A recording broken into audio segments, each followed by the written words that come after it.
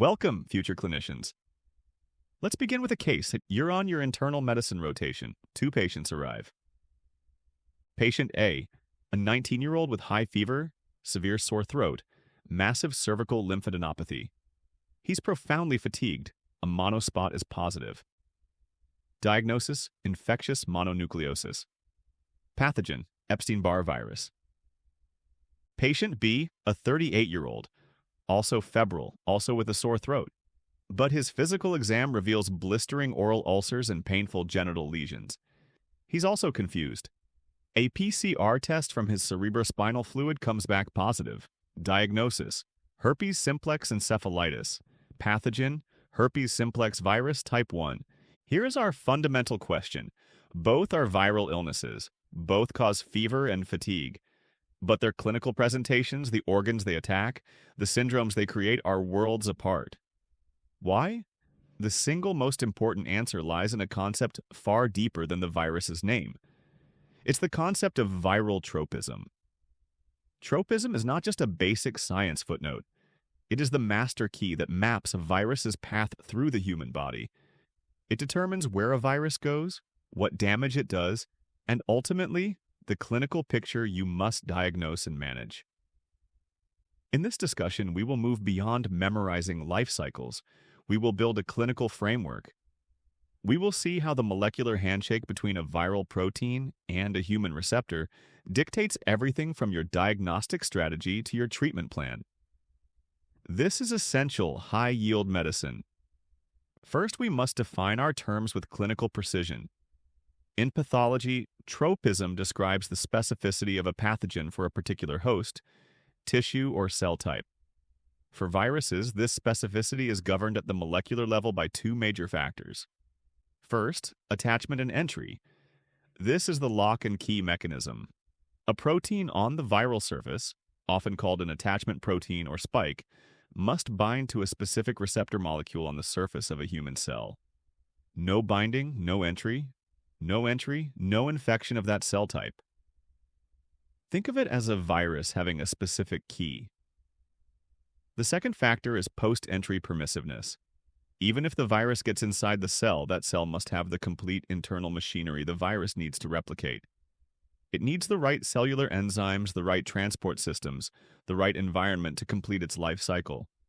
If the cell lacks these components, the infection hits a dead end. So, tropism is the combined result of the right key fitting the right lock, and the lock opening into a room where the virus can actually work. Let's make this tangible. Let's take our first patient from the opening case, Epstein-Barr virus, or EBV. EBV's primary tropism is for B lymphocytes and epithelial cells. How? Its key is the viral glycoprotein, GP350. The lock on the B cell is the complement receptor 2, or CR2, also known as CD21. This is a highly specific interaction. Once inside the B cell, EBV's genetic program pushes the cell into a state of proliferation, leading to the massive reactive lymphadenopathy and lymphocytosis we see in mono. But crucially, EBV also infects the epithelial cells of the oropharynx. This is why the virus is shed in saliva. This dual tropism explains the classic clinical triad. B-cell infection causes the systemic immune proliferation and fatigue, while local epithelial infection in the throat causes the severe pharyngitis. The tropism dictates the syndrome. Now, contrast this with our second patient, herpes simplex virus, or HSV. HSV has a profoundly different key. Its main attachment proteins, glycoprotein B and glycoprotein C, interact with more ubiquitous cellular entry molecules like heparin sulfate proteoglycans. This is a less specific initial hook, but then for full entry, HSV requires a second, more specific lock. For many strains, this is the receptor nectin-1, or herpes virus entry mediator, which is highly expressed on neurons and epithelial cells. This is the critical determinant. HSV has a strong neurotropism. After initial replication in mucosal epithelial cells, causing those painful oral or genital ulcers, The virus travels retrograde up the sensory nerve axons to the neuronal cell bodies in the trigeminal or sacral ganglia. There, it establishes lifelong latency. Under stress, it reactivates, travels back down the nerve, and causes recurrent lesions. In devastating cases, it can invade the central nervous system along olfactory or trigeminal pathways, leading to temporal lobe encephalitis, as in our patient. The tropism for neurons defines everything: the site of initial lesions, the pattern of recurrence, and the risk for catastrophic CNS involvement. A different key, a different lock, a completely different disease. We can build a differential diagnosis based on tropism. When you see hepatitis, your viral differential is shaped by hepatotropism. Which viruses have the keys to liver cells? Hepatitis A, B, C, D, and E viruses. They target hepatocytes because they express receptors like the sodium taurocholate co-transporting polypeptide for HBV or CD81 and scavenger receptor class B type 1 for HCV. When you see a viral rash or exanthem, you're thinking of viruses with dermatotropism or vasculotropism. Varicella zoster virus replicates in epithelial cells of the skin. Human parvovirus B19 binds to the P antigen on erythroid progenitor cells and also infects endothelial cells, causing the classic slapped cheek rash of fifth disease and vasculitic syndromes. When you see hemorrhagic fever, you're dealing with viruses like dengue or Ebola that target dendritic cells and endothelial cells, disrupting vascular integrity. The presenting syndrome is a direct clue to the virus's cellular roadmap. Now let's apply this framework to a modern pandemic pathogen, SARS-CoV-2. Its key is the now infamous spike protein. Its primary lock is the angiotensin-converting enzyme 2 receptor, ACE2. Where is ACE2 expressed? Abundantly on type 2 pneumocytes in the lungs, on enterocytes in the small intestine, on endothelial cells, and on ciliated cells in the nasal passages. This distribution map predicts the clinical targets. Lung infection leads to pneumonia and ARDS. Intestinal infection explains the diarrhea. Endothelial infection drives vasculitis, hypercoagulability, and the cardiovascular complications. Nasal infection enables easy transmission. But here is a critical twist. The virus's tropism can evolve.